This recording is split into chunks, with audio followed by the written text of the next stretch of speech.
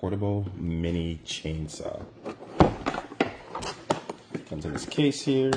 Let's open her up. Instructions, and here is the chainsaw itself. And there's your mini chainsaw. Has a cover on its blade. There's the chainsaw blade right there. Put that over to the side. Trigger, safety trigger.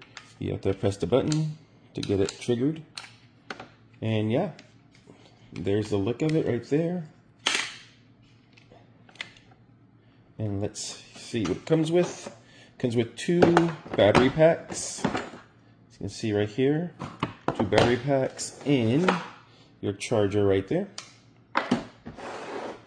Let's take one of the battery packs and put it on. There we go. And let's power this up and see how it works. That battery pack must be dead. Let's try a different one.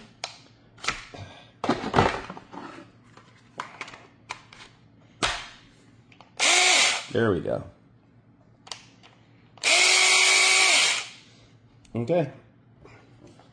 I'm going to take it outside and try to cut a branch, and we'll see how it works.